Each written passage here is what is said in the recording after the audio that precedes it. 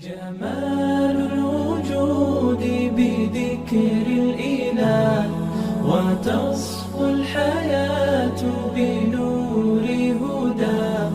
جمال الوجود بذكر الإله. فردوس رو دوست دارید؟ بهشت فردوس.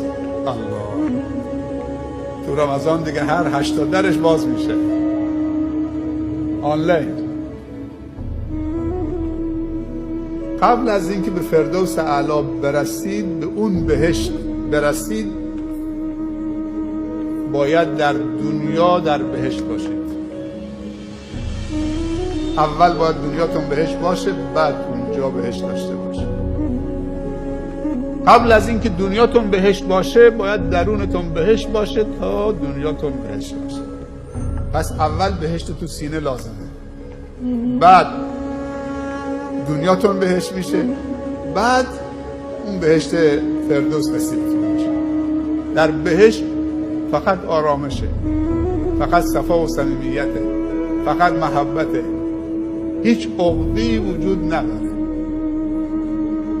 هیچ عوارض منفی وجود نداره.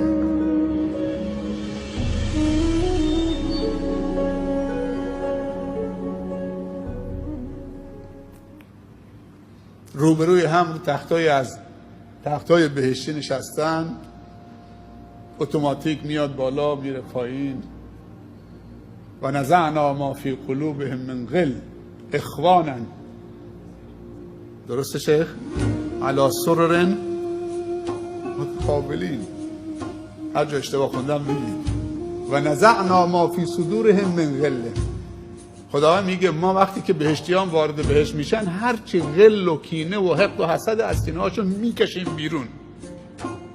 این دل میشه پاک بهشتی.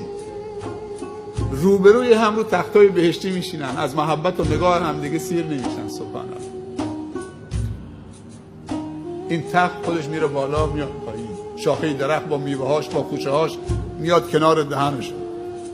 سبحان الله. لعابتون سرازیر شده، آب دهنتون کم کم داره سرازیر میشه، بوی بهشت داره میاد. تا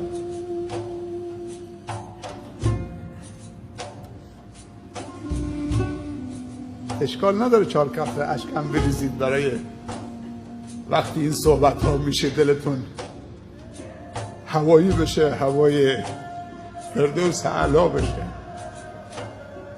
اونجا اسمش دارالسلامه. یه دارالسلام هم داریم پای تخت بروناییه.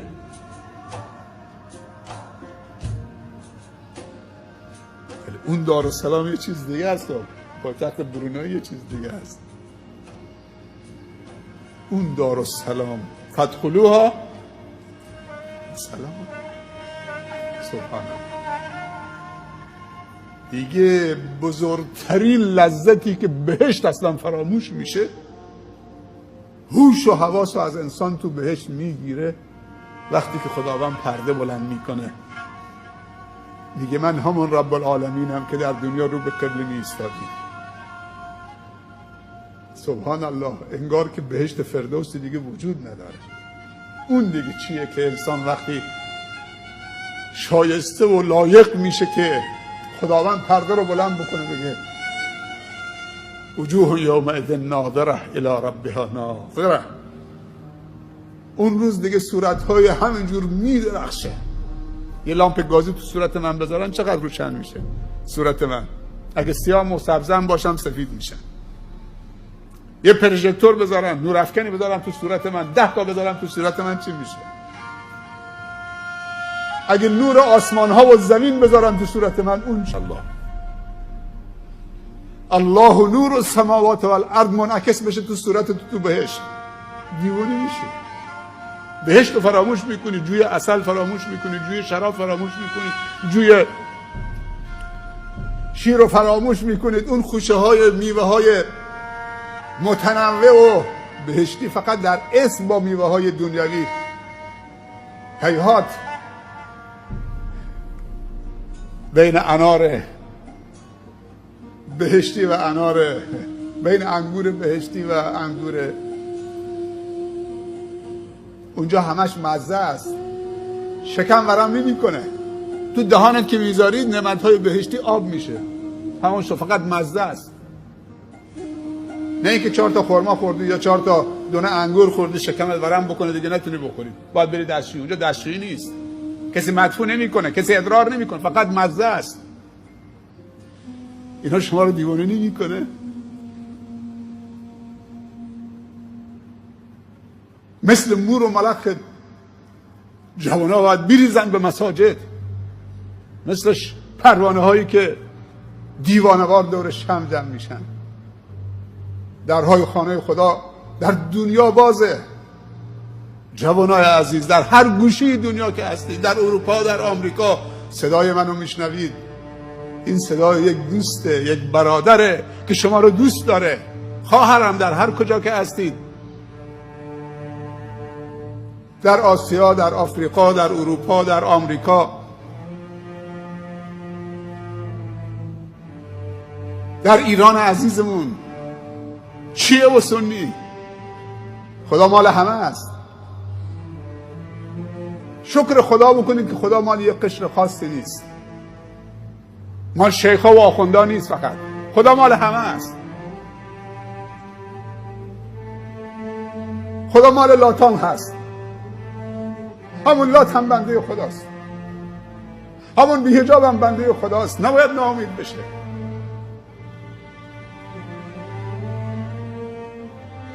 وقتش رسیده که آشتی بکنیم با الله. برادران و خواهران افغانی عزیزم که در کشور دوست داشتنی افغانستان صدای برادرشون میشنوم، برادر و خواهرای عزیزم که و دوست داشتنی هم که در کشور تاجیکستان، این کشور عزیز و دوست داشتنیمون که واقعا دوستشون داریم، میزبانان خیلی خوبی بودن، ما 10 روز مهمانشون بودیم با ستار، واقعا حال و هوایی داشتن. برادران ازبکستانیمون، برادرانمون تو روسیه و هر کجای دنیا که هستن، امروز فضای مجازی واقعا نعمت بزرگیه. من راحت میتونم با برادرها و خواهرانم به زبانهای مختلف در هر کجای دنیا صحبت بکنم. دوستتون داریم، احبکم فی الله. میخوام که بدرخشید، میخوام که هم خداتون رو پیدا بکنید، هم خودتون رو پیدا بکنید. فرصت خیلی کمه، عمر ما کوتاهه، با غفلت کوتاهترش نکنیم. عمرمون خیلی کوتاهه، با غفلت کوتاهترش نکنیم. چند چیز شد برای موفقیت: 1 نیت، 2 هدف، 3 تلاش درست با برنامه، با حضور کارشناس و مشاور، 4 توکل. خدای این تلاش ما بود، خودت این تلاش ما را با برکت و پربار بساز. این معنی توکله. میتوانم، خدایا یاریم کن. این میتوانم ما باید بگیم حضور در زندگی، در صحنه، در برنامه، در جامعه، در جاهایی که نیاز داریم و در جاهایی که دیگران به ما نیاز دارن.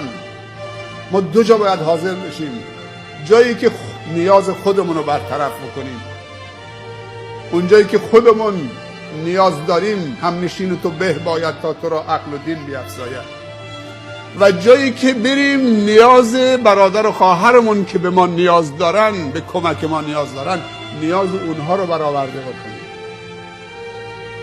هم خودت قوی میشی، هم دیگران رو تقویت میکنی. چند تا شد؟ 5 تا؟ 6م دعا. همین دعاهایی که برادرمون ستار میکنه. این اللهم اللهم اللهم اللهم تواضع. خدایا قبول بفرما، خدایا برکت بده، خدایا قبول بفرما، خدایا توفیق بده. دعا رو دست کم نگیرید. دعا اصلا همه چیز رو زیر رو میکنه. دعا تحول آفرینه. دعا از خدا کمک جستنه. پیامبر صلی الله علیه و سلم فرمودن که الدعا هو العباده. دعا اصلا عبادته.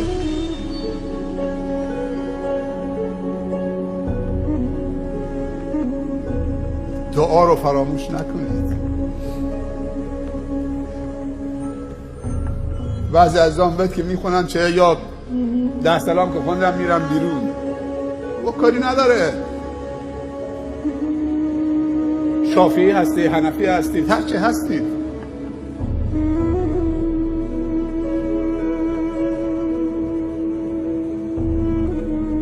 نماز ود چند روش وارد شده. خدا مؤاخذت نمیکنه اگه من رفتم بلوچستان پشت یه سر امام، یا رفتم ترکیه یا هر کشوری که احنافن پشت سر حنفی نماز خوندم، نماز ود خوندم، قبوله. شما هم پشت سر شافعی نماز بخونید، چه مشکلی داره؟ صف خالی نکنید.